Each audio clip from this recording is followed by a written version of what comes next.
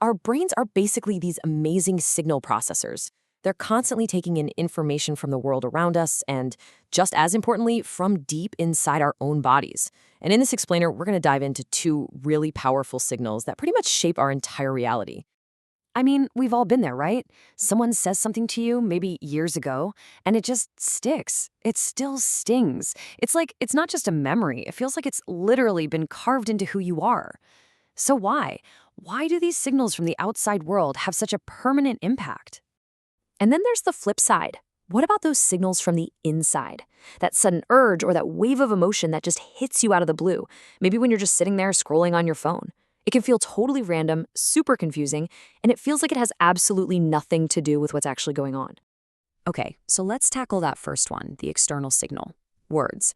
Now, for a kid's brain, which is still developing, language is so much more than just communication. It's the tool that's building their sense of self. And when those words are toxic, they can actually physically alter the brain's wiring, especially in the parts that handle fear and emotion. The damage is devastatingly real. And this is not some small fringe issue.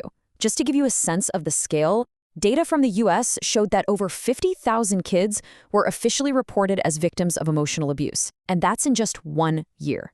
Now remember, those are just the cases that were actually reported. So you can imagine the real number is much, much higher. So what does this actually sound like in real life? Well, a phrase like this, it's an attack on a child's fundamental right to even exist. It's not just hurtful, it plants this deep seed of worthlessness that can just keep growing for an entire lifetime. Or how about this one? See, these kinds of comparisons, they don't motivate anyone. They just isolate.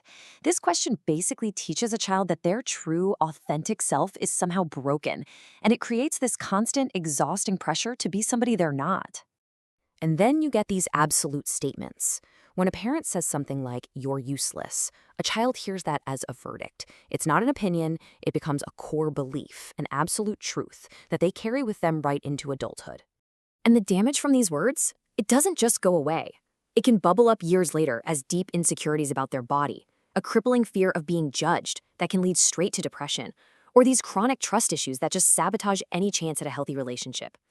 An external signal like this doesn't just hurt your feelings, it literally rewires how a person sees the world and their place in it.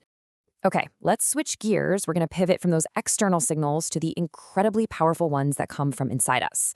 Our own brains are generating urges and feelings at lightning speed, and a lot of the time for reasons that are not at all obvious to us. Get this. A physical feeling of arousal can fire up in your body in less than 2 seconds. That is literally faster than you can blink.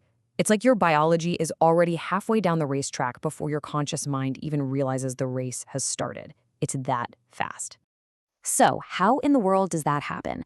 Well, it all starts with some tiny unconscious cue. Could be a smell, a sound, a fleeting image.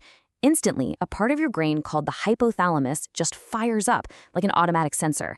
And that triggers a flood of dopamine, the reward chemical, which basically screams at your conscious mind, "Hey, pay attention to this." So here's the key takeaway, the most important part of this. Your brain is lighting up and sending out these super powerful signals before you're even fully aware of what triggered it. This isn't a conscious choice you're making. It's a deep, automatic, biological reaction. All right, and this is where it gets really interesting. This is where our two big topics, those external words and these internal urges, are going to connect in a really surprising way. What if your brain is mixing up its own signals? Especially if its emotional wiring got a little scrambled by things that happened in the past. There's actually a psychological term for this. It's called misattribution of arousal. And it happens because the brain's wiring for physical feelings and for emotional needs can sometimes overlap. They get their wires crossed. So your brain shoots out a physical signal, like a sudden urge, when what you're really looking for is something emotional, like a feeling of comfort or safety. This is the absolute core idea right here. You might feel a sudden physical urge, but a lot of the time, that signal is just your brain's shorthand. It's a code. It could be code for needing a connection because you're feeling lonely, or needing comfort after a super stressful day, or just wanting a little bit of calm in the middle of chaos. The signal feels physical, but the need is emotional. So the big question is, if we can't stop these powerful signals, what are we supposed to do? Well, the answer isn't to fight them or to crush them. It's to learn how to observe them. And that shift from just reacting to observing, that's where all the power is. I love this analogy. Think of it like a phone ringing. Your brain is going to send signals. That's the phone ringing. You can't stop it from ringing, but you always have a choice.